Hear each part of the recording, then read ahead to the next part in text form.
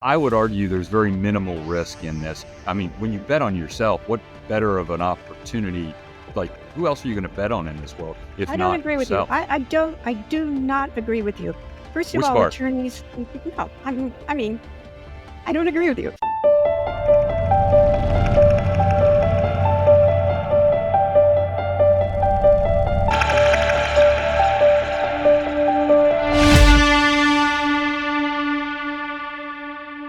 Good morning, good afternoon, wherever you are. This is Chere Estrin. I'm your host today, and we're going to be talking about legal rebooting and reinventing the law firm.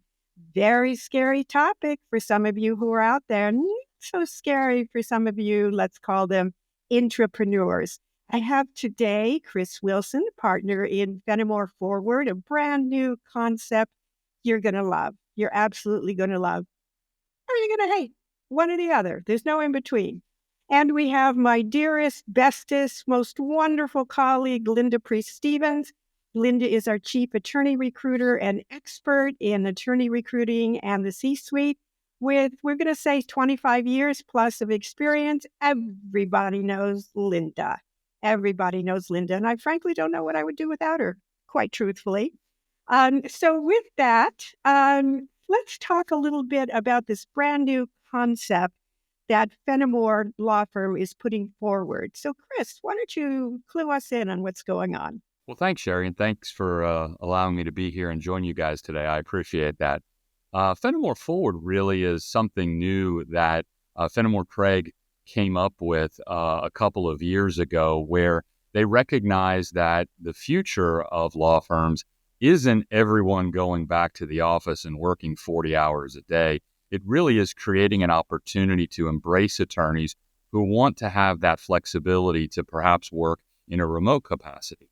And so what they started to do was look into that and say, okay, what is it we need to do as a traditional law firm to be able to build a group to support attorneys who might prefer working remotely full-time? And that's really the genesis of Fennemore Forward. I joined about a year and a half ago. My background is in the virtual law firm world and hybrid law firm world, where I've grown and managed groups of attorneys who work remotely full-time. And I joined Fennemore about a year and a half ago to help them design and build a very specific, intentionally, purposefully developed and structured program that supports our legal professionals who want to work remotely full-time. Well, tell me this. This is beginning to sound a little bit about the attorneys can work remotely, and okay, 50% of the firms are allowing that. Tell me a little bit, Chris, what's different about this formula? Well, you're right. There are lots of firms that allow their attorneys to work remotely full-time. There are lots of attorneys that if you have a large enough book of business, you can tell them what you want to do and where you want to work. But what we've tried to do in this particular program is really support the attorneys who want to work full-time remotely. And that's a technology aspect. That's a support from a paralegal and an administrative aspect. That's a managerial mindset change or shift from what your typical lawyers in the management side sort of, that one of the main reasons why most law firms want attorneys to come back to the office is because they want to focus on, well, that's the only way I know how to manage. I walk around and I stick my head in people's offices and I ask them how they're doing. That's the way they manage. So what we have to do when we're supporting our attorneys who are working full-time in the Forward program is really create an opportunity for the management side to say, okay, what is it we need to do to interact with our folks? How do we create opportunities for our attorneys who might be working remotely full-time to interact with their coworkers in other offices? What events can I create? So in what way are you different? Are you saying that other law firms that allow, and I'm going to say allow because not all law firms are up for this, their attorneys to work remotely, don't give them adequate secretarial support, don't give them adequate technology, don't give them adequate support? I mean, is that what you're saying? In what way are you better? The terminology I use is they tolerate their attorneys who want to work remotely. They're not building a system to support them. So, for example, we have a resource center of paralegals and administrative staff that are available most of the business day across the country. They're available for about, I think it's like 16, 18 hours a day where if you need assistance, you just fire off an email and then somebody responds and they can help you on the clerical side, administrative side, paralegal side, whatever it is your needs you might have. We've built that into it. Whereas most other firms, they don't have that kind of system set up. They might have, well, you just keep working with your paralegal or you continue to work with your admin person. But they haven't created a support system so that at any point in time, all of our folks who are working remotely can just reach out to the resource center. Boy, I can relate to that. I was president of a company that was a division of a litigation support company. I was based in Los Angeles. They're based in Minneapolis. So if I needed anybody after 2:30 Pacific time, I'm, out of luck. Right. Out of luck. Right. So what you're saying is you're going to have almost 24-hour, round-the-clock support for attorneys. They can get their hands on support no matter where they are. Yeah, it won't be quite 24 hours, but yeah, for the vast majority of the day, there'll be somebody responsive. Come on, how many attorneys are up at 3 a.m. in the morning saying, Yeah. I'm really not up at 3 a.m. in the morning. I'm really not billing, but here I Right. am. They're going to need 24-hour support, right? Well, maybe we'll get there eventually, but at least as of Okay. now, we've got a majority of the day where we have folks available sort of on call so that if our folks need help, they can reach out. We provide all of our attorneys with the technology in a home office package where you're able to set up and work from home immediately on day one. It's not like a lot of the places where they just let you take home your laptop, for example. Here we have a whole system set up that we just drop ship to their house. So on day one, you're up and running on the technology side. We also have a 24/7 help desk on the IT side so that if you need help, you just fire off an email or pick up a phone call. You can reach one of our IT folks on the help desk. And a lot of firms have that as well. I wish I had them 10 minutes ago before the show. I had my husband here trying to get me on, and Mark our producer frantically trying to get me to be heard. Chris, tell me a little bit. So I imagine these folks get a nice base salary plus an override plus a percentage. How do we make some money here? So that's a really good question. And what we've decided to do in this type of system is create a different comp system. Our system for our attorneys who are working in the Forward program is formula-based. And we've done that intentionally because we can now push out the majority of the revenue that these attorneys generate back to those attorneys because they don't have that overhead component allocated to them. Most of the law firms, including ones that allow people to work remotely on occasion, usually those attorneys have a very high overhead number attached to them. And then that means that their comp is not going to be as high as a percentage of the revenue they generate because they have hundreds of thousands of dollars of overhead. You've got your real estate costs, your FF&E, your insurance, and everything else that goes along with having an expensive office. Those get allocated out to the attorneys. And whether you come into the office or not, you're still getting hit with that allocation. In the Forward program, we've removed that. And what we've said is we're not allocating that kind of overhead to our attorneys who want to work in the Forward program. So what we're able to then do is push back in our situation a vast majority of the revenue to those attorneys and not have to pay the overhead associated that you usually see in the traditional firm. So you're able to keep more of the revenue you generate. Okay, so Lynda, you're the compensation expert. Question. So are they setting up an LLC? I'm just jumping in here, but how are these attorneys set up? Or how are you paying them? Are they setting up their own separate corporation and you're paying the corporation? What's the process? So in our model, and different virtual firms have it differently, but in our model, we looked at it and decided that we thought a W-2 model was better for this particular position.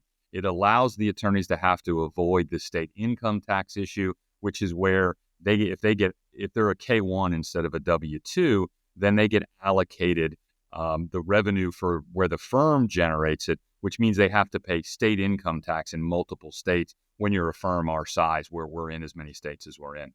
So what this does on a W-2 model is it eliminates that. You don't have to deal with having to file tax returns or paying state income tax to a number of different states. You simply are, a W-2 and you do the withholdings. It's just an easier way of doing it. So you're just a W-2, that's all. It's like it'd be very similar to a non-equity partner kind of concept. It's the same thing. Have you been receiving pushback from these lawyers that are coming over with their book of business saying, no, I want to be paid as an LLC? No, I haven't had any problems with that whatsoever. Most of the time, if the attorneys have been in this kind of model before or are familiar with it, they actually appreciate being a W-2 instead of a K-1, because K-1s, there's some firms that have run into trouble with the state income tax issue. There have been other virtual firms that have had some challenges in that space. And I think there are attorneys out there that are sort of familiar with this issue. They're glad not to have to file tax returns in 10 different states. It's a burden that's lifted. Well, tell me a little bit, Chris, about how they do get paid. Is it a split? Is it the firm gets so much, they get so much? How are the expenses allocated? What, it sounds like I'm going to be working on commission here. What, I don't get it. I'm going to explain it to me, Chris. I get that question a lot, and I think it comes sure down to... I do, yeah. And I think it comes down to the fact that attorneys oftentimes don't have a lot of business experience. And so they're not familiar with necessarily being a real owner of a business. Most owners of businesses get paid when their clients or customers pay them. And then that owner pays everybody else and pays all the expenses associated with that. And then whatever's left over, they put in their pocket. That's a real owner of a business. Well, that's very similar to what we're doing in this model, where the money comes in from the clients after the bill is, it's invoiced to them. The money then comes in. We then take a small percentage that goes to the firm to cover the expenses. What is that percentage? It's about a third. It's about a third. Specifics here. No, it's a third. You got to lay it out to me. Sure. What percentage does the firm get? It's a third. So the firm gets a third to cover the expenses, and then the 2/3 of the revenue goes back to the attorneys.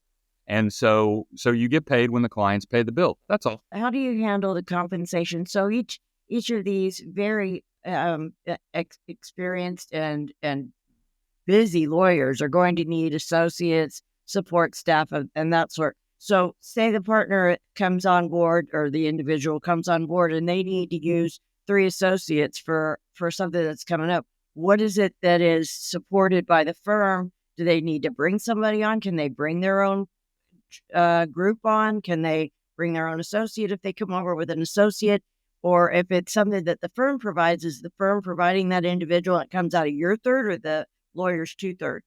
Right. So the 2/3 that goes to the attorneys, there's 2 elements of that. There's the doing the work or the grinder terminology, where you're the one who's generating the work. And then there's the business originating component of it, or finder component. So you have those 2 components that go into that 67%. The way ours works is 2/3 is of that percentage is allocated to the person doing the work, or the grinder, and then 1/3 is being allocated to the client originator. And so if, for example, I'm in the Forward program and I bring some work in, but I have one of the other firm associates do the work, and we have about 100 associates in the firm, maybe actually more than that now, over 100 associates that are available for whoever needs them. Then it's just that 2/3 is divided between that associate and then the attorney who brought the work in. So if I'll get my 1/3 of the 2/3. That's kind of how the So I'm sure they've got to bring in a book of business. So what would that look like? Yeah, we usually want to have our folks, at least as we're starting up, and we just started up this program about 6 months ago.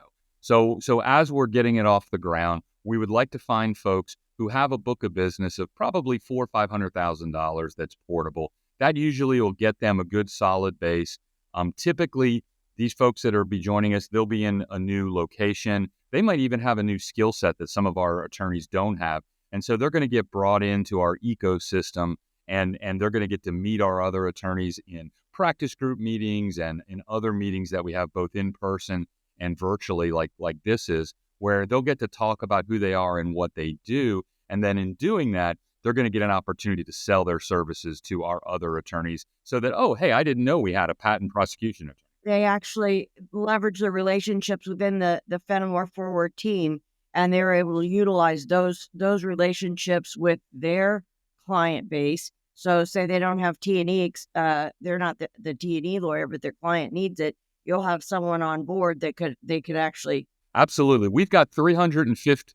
That's right, Lynda. We've got 350 lawyers across the country with a variety of skill sets and obviously barred in a variety of jurisdictions.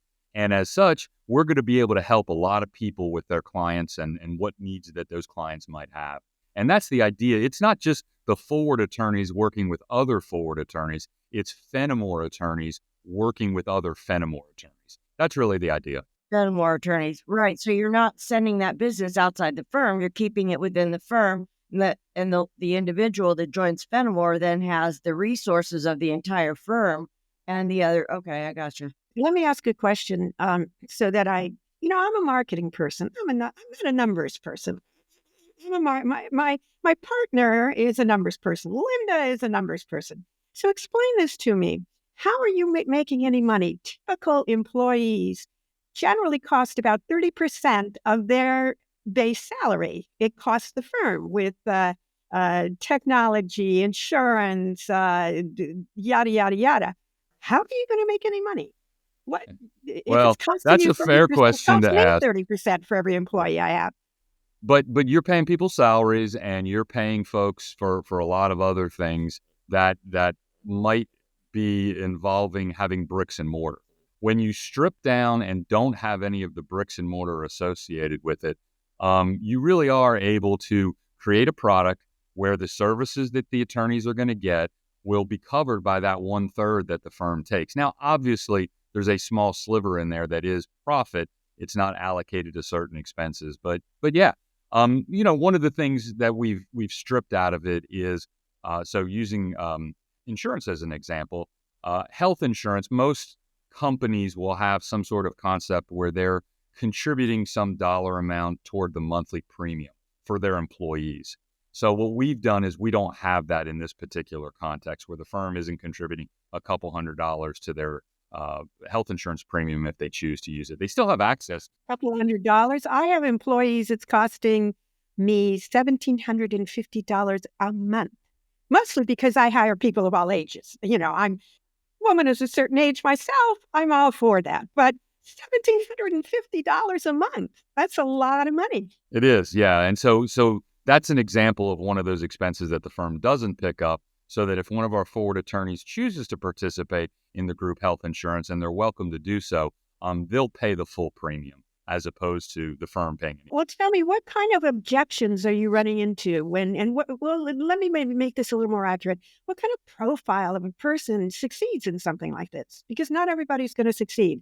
A lot of our attorneys want that base salary coming in every month and the holiday bonus. Yeah, I think one of the things, if I could wave a magic wand, I probably would educate attorneys on the business side of what a law firm really is and does. I think most attorneys aren't familiar with how law firms and on the financial side are run and are structured. And I think they just, like you said, they just kind of want everything. They don't realize maybe all the nuances that go into it. So what I would tell you is that the profile for attorneys that would fit kind of what we're looking for are going to be those that are going to have a portable book of business and are going to have an entrepreneurial mindset, have that a little bit of a business mindset. They're willing to bet on themselves. They're not going to be those that might be, we all know lawyers that are scared of their own shadows. They fear risk. They don't want to touch any risk whatsoever. Those attorneys aren't going to fit well in our model. Because while I would argue there's very minimal risk in this, I mean, when you bet on yourself, what better of an opportunity? Like, who else are you going to bet on in this world if I don't not agree with yourself? you. I do not agree with you. First of Which all, part? attorneys, no, I don't agree with you. First of all, you're absolutely right that attorneys are adverse to change. When computers first came in, attorneys didn't want them because they felt it was going to eat into their billable time. True story, right? Right. Didn't want it. Going to eat into my billable time. Right. But this kind of a thing seems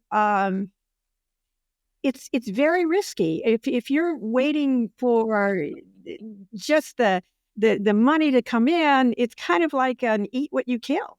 That's what this is, an eat what you kill. Are you, in your business that you own, do you feel the same way? Are you scared, or you feel like it's so risky? I'm never scared. I come up against $5 billion corporations. I don't care.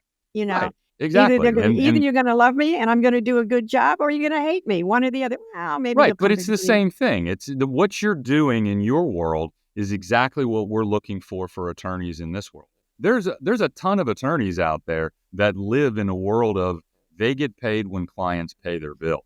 As you Mhm. know, I'm not a big fan of the term "eat what you kill." I I know personally that. think It's a that's trigger for you. It's a yeah, trigger. it is a Trigger, trigger. trigger, I know. trigger.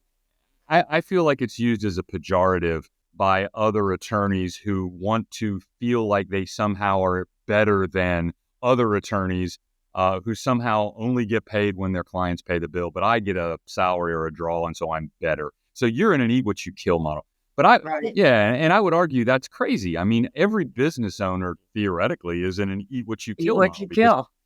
right? They only get paid when somebody buys their goods or services. So I think that, and by the way, that term is really only used in the legal industry. There are plenty of technology people out there that are commissioned salespeople, and nobody calls them an eat what you kill, Microsoft salesperson or That's something. Well, So interesting. I don't the like that. legal field is a little bit different. What is What's that saying? Marches to a different drummer, right? it does, I mean, we all it know does. that. We And all that's know. because lawyers don't understand. That's what I go back to is that lawyers, I just really think don't understand the business side of it. I think if they really got into it and had a better business understanding, they would realize these kinds of models are way better for them because for the most part, the way firms do it is that they take the majority of the revenue that the attorneys generate, and then they create a lot of bells and whistles for those attorneys out of that revenue, right? All of us know law firms that have gyms and feed the attorneys at their desks and have, free pizza and drinks on Fridays, and they'll do their laundry for you, and they'll have baby, sitting available if you need. Like they have Sure, all these because they bells want and you there whistles. 24/7. That's the whole Right. idea. Happens Well, with marketing they want you in the office 24/7. That's right. the marketing for these individuals, the Fennemore Forward lawyers. So if they have a marketing plan for their 2025, do they present that to Forward and say, okay, this is what my plan is for my marketing. These events I plan to attend. These are the things that I need to get out. Does Forward involve themselves in the marketing side of that for the onboarded Fennemore Forward lawyer, or is that something they do on the side on their own? Explain to us how that works. So the beauty of the Fennemore Forward program is the flexibility associated with it. So our attorneys in the Forward program, because they don't have overhead allocated to them, the firm doesn't have any billable hour requirements for them. We don't have any sort of realization rate on their revenue side. We don't have any sort of minimum billable hour requirements or anything like that. What we simply ask is we need them to have revenue of somewhere between 400,000 or 500,000 on the minimum side. And otherwise, they then get to have all the flexibility of deciding how they want to do their marketing, how they want to bill, how much they want to bill. Do they want to do flat fees? Do they want to do hourly billings? Do they want to do success fees? They get to decide all of that. We don't need to tell them that because they're getting to keep the majority of the revenue. We're not requiring them to, we need you to hit 1,500 hours at a minimum $675 an hour rate. Oh, and by the way, next year you need to bump your rate up to $695. We don't do any of that with our folks. It's on them. So on the marketing side, our attorneys are going to be responsible for paying for their own marketing when they're going to lunches and dinners and ball games and concerts. Yeah, they're going to pay for all of that. So that's what they do. Our marketing department is available for consultation if they want to sit down and talk about a plan and say, hey, this is what I think about doing next year. What do you think about it? There's lots of opportunities to talk and interact that way. But from a cost perspective, most of those costs are going to be borne by the individual attorney because they're keeping 2/3 of the revenue that they generate. So wait, because I do heavy marketing here. So this is my area. Ding, ding, ding, ding, ding. 10 points in my file. Okay. I don't go more than 10 points. 10 points, marketing. That's my area. Very expensive. Very, very expensive. You have ads, you have webinars, you have travel, you have on and on and on and on and on in terms of marketing. I mean, those costs can be 27% of your revenue if you're not careful. I mean, it can. Like for an individual lawyer, it's not going to be quite that high, right?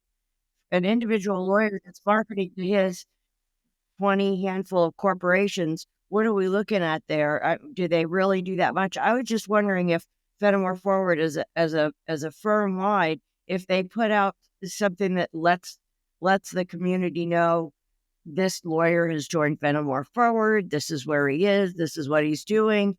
This is how to reach him. Is that all provided? Oh, yeah. There's no difference in our attorneys joining the Forward office as there would be if that attorney joined our Phoenix office or our Denver office. The Forward nomenclature is simply a designation for an office. So we have 25 attorneys working in our Forward office. Same thing as if we have, 100 attorneys working in our Phoenix office. It's the same thing. And as far as expenses for marketing go, actually, Chere, our average marketing budget for attorney is like under $5,000 for our bricks and mortar. I'm coming over to you guys. I'm coming over to. I must be doing something very, very wrong. Well, it's a different. What you do is completely different than what the attorneys like Lynda mentioned. Most attorneys, they have a book of business, and their marketing is really maybe attending picking some up events, the phone and taking them to dinner. Primarily picking up the phone and let going to dinner and ball games. Let me ask you this, because there's something in your bio on the website that's a little not troubling, but I need some cleanup on it. It says Chris created and developed a remote attorney program for a traditional law firm based in Atlanta that generated over $12 million in gross revenue for 2022. It can generate $12 million. What you want to come join me then? Million? Huh? What was that? You want to come join me? I would tell you. What's not to love? You love me. You absolutely love me. Absolutely. The challenge you've got is convincing attorneys that they can effectively work remotely full time. Many attorneys are, historically, they've been worried about that. I think COVID lessened that somewhat because it showed we all could work remotely full time. But I do think that there are just some that can't. It might be because of their family situation. Maybe they have young kids and it's hard to work from home because the kids are running around and making noise. Maybe it's because of where they live. It's hard in New York City to have a home office and work from home because your apartment or your place where you live is small. So it depends. There are a lot of folks out there where this might not be a great fit for. And so it takes a while. And if you look at the total numbers of attorneys who are working in the hybrid or the virtual firm models, it's a small percentage. It's very small, but it's growing. And in my opinion, it's what the future of this profession is going to be. One of the benefits of having this kind of program, by not having the overhead allocated, you're not having to increase your rates constantly. And what do we hear from clients all the time? It's, my lawyer's rates are too high. Every year they're going up arbitrarily. They somehow go up 7.6% next year. Or the firm, conversely, will not allow the individual lawyer to raise their rates or lower their rates based on a client that they'd like to bring on board, and they're prevented by the firm. This way, that lawyer has the ability to set their rates and their fee schedule based on the client and their own arrangement one-on-one. That's right. And I think these low overhead model law firms are only going to grow as we move forward because of this issue. I think that the clients are getting tired of paying $1,000 or more an hour for our attorneys. $3,000. It's up to $3,000. Or whatever, right? And the reason, $3,000. but a lot of that reason is because of the overhead that's associated with those attorneys. If you strip that away, well, now you don't need to charge as much. And I think more and more attorneys are going to look at that as an opportunity. A lot of the recruits that I talk to, they come to me because of this very issue. They're being pushed by their firms to increase rates. They know they're going to lose clients. They don't want to lose clients. They feel like the only reason we're doing it is to pay for some other bell or whistle in our firm, and they don't want to do that. So that's why a lot of times folks are coming over to models like ours. I believe that's going to be part of the future. I also think that, quite frankly, the younger attorneys earlier in their careers today are way more comfortable with technology. And so what will happen is that's just going to become the norm as they ultimately move into leadership positions and start running law firms. They're going to realize, hey, we can do these Zoom calls all day long, or I can pick up my phone and text a client, or, who knows, in 10 or 20 years, we might be doing, holograms, and we might be, virtually, doing those kinds of communications. That brings up an issue. What areas of the country are best for this? There must be certain areas that are better for this than others. If there's any area, I think sometimes attorneys in certain practice areas feel like they fit a little bit better in these models. So, for example, I think that corporate attorneys often love this because they act as general counsel for their clients many times. And if they can come to a firm such as ours, where we've got 350 lawyers, and if you look at some of the bigger virtual firms nowadays, you're going to see 250 lawyers in these firms, maybe more. So they're going to have a lot of breadth of talent. And as a outside general counsel for clients, I want to go to a firm that has all these different skill sets, so I can bring in an employment attorney, or I can bring in a patent litigator, or I can bring in whatever it might be. So I think corporate attorneys, these kinds of models appeal to them. They're also usually a little more businessy, so that kind of appeals to them. I think those attorneys who maybe are a little more state-centric. So if, for example, you're a T&E lawyer was always, because they oftentimes only want to do work in their state. This kind of model might not be as appealing to them, because for them to join a firm that has 350 lawyers in 21 offices in 7 states, that doesn't really appeal to them, because all they care about is, I'm a T&E lawyer in California, and that's all I care about. So that's more about it. I don't think the area of the country matters, though.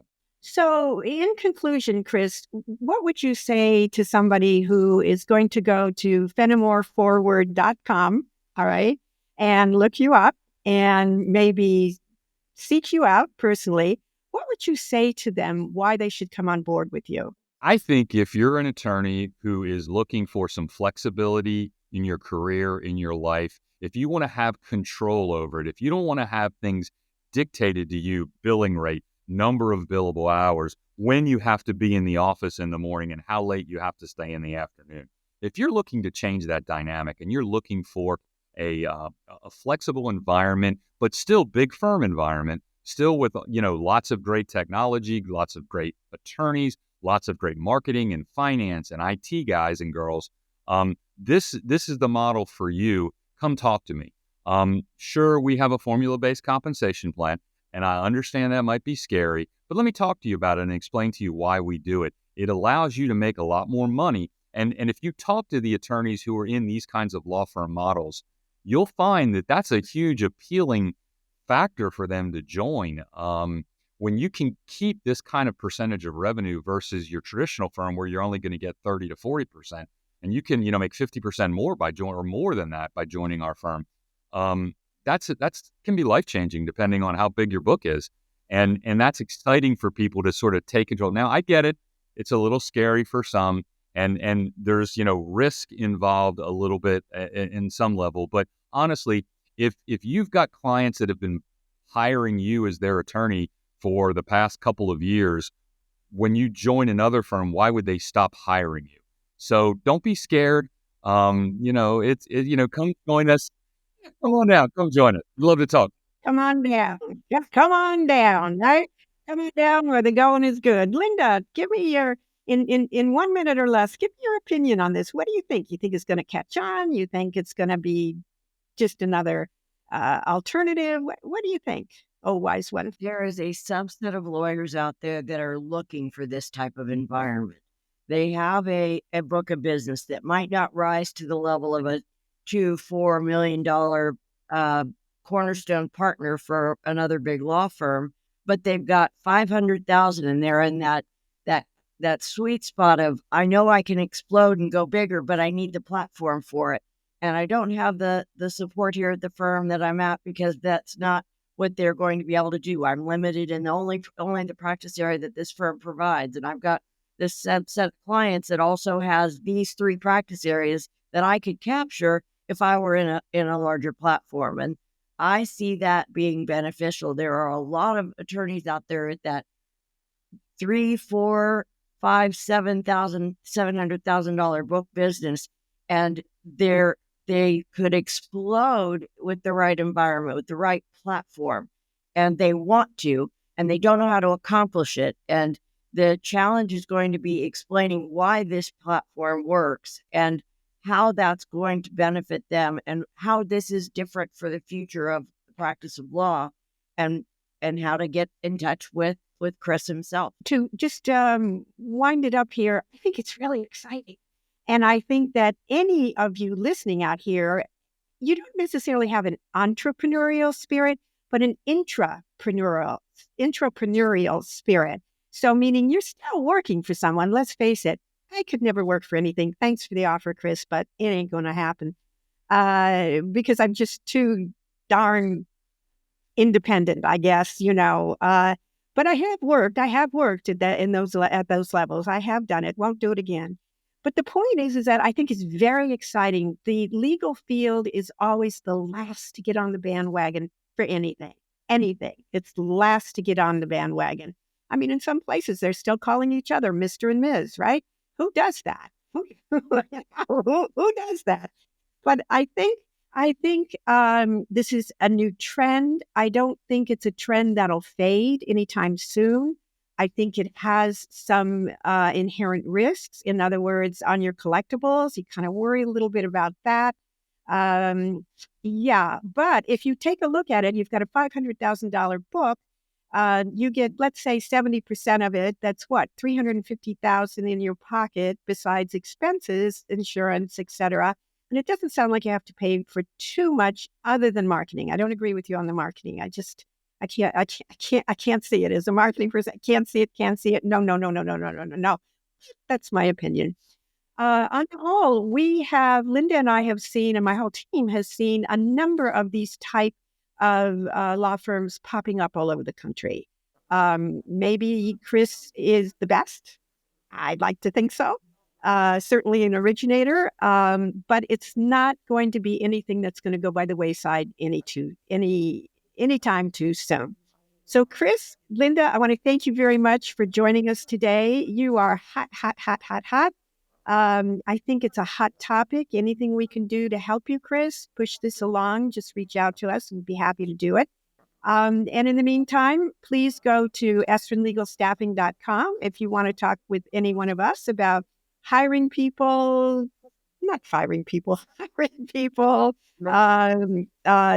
looking for people, anything in staffing. We're nationwide. Actually, we're teeny tiny little bit international. So we certainly want to help you. And for Chris, please go to FennemoreForward.com. Thank you very much. If you have any questions, please reach out to me, Chere at EstrinLegalStaffing.com. And we'll see you next time.